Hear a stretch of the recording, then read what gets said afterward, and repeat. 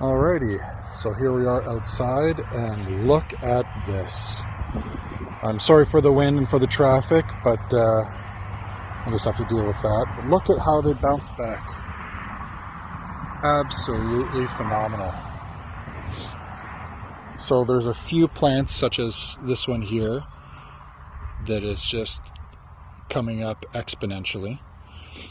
I'm going to have to make a choice, I think, on some to cut away side suckers. Some are not doing so well, like this one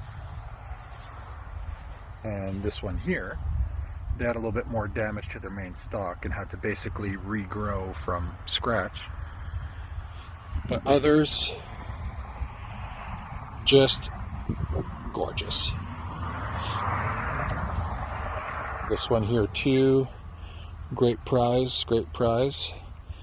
And the most prized is this fella here. It has a couple of main stalks. I think I'm going to trim this one down here below, and keep the main one up here. But yeah, so they are definitely bouncing back. And I have some of the leaves that I brought into the shed to make into a hand and cure as well.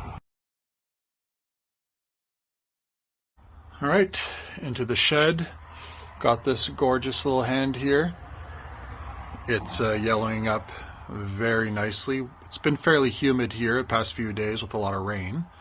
So they're not as crispy as what the others were previously. Taking a little bit more time, but still looking great. Here we have the 6 plants that I had saved in case the frost got the other ones. They're doing fairly well too. Not as big as what the ones outside are, and they would have been a lot bigger had I transplanted them into larger pots. But most excitingly is this gorgeous specimen has developed its flowers, which I've been pollinating here, with this paintbrush here and there. Just get inside and stir it about a bit. And then once that's done, the little flower part will fall off, and you'll be left with this little pod on the inside, which is going to be filled with hundreds upon hundreds, if not thousands of seeds. So this is the plant I hope to collect a lot of seeds off of, and I'll be able to grow plenty more next year. All right, we're now back inside. Going to take a look at the different forms of tobacco curing that we were able to undertake. So first off, you'll recall when I made those pylons. Well, here we go. So this tobacco has dried for the most part green, some yellows. A lot of these have some kind of brownish green about them. They remain fairly pliable, but not quite the color I would have hoped for, but definitely nice lamina on there, and the stems are nice and snappy. All right, next, push over there. Next we have the hands that I'd hung up in the shed. They stayed fairly humid. Nice brown color on most of them. Some a little more yellow than others. Much lighter than the pylons.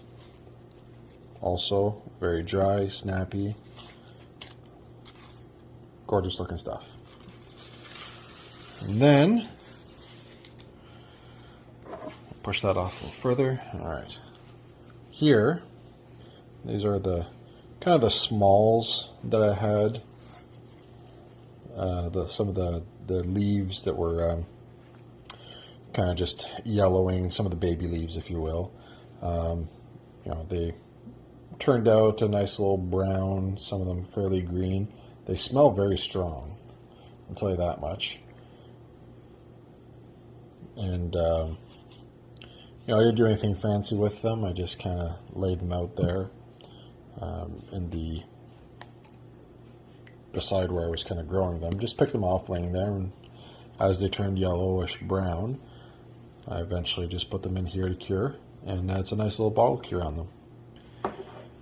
Last but not least, we have the frostbitten leaves. These freeze-dried looking things. They still smell exceedingly strong and very nicotine-y. And they've definitely dried green. I did have to get rid of a few of them because I'd suspected that maybe they were getting a little bit of mold. Didn't want to take any chances, so I chucked those ones out. But yeah, I'm really looking forward to playing around with what these have to offer in a snuff. There were a couple of them that turned this beautiful golden colored, and I don't quite know why. And I'm going to grind these ones up here separately and put them aside. I don't know, you know, if there's anything different that I'll do with them, but you know, it just seems a little special in its color. Who knows?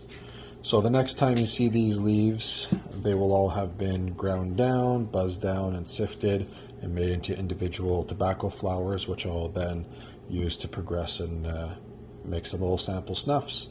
So yeah, until next time, happy baby snuff making project, my friends.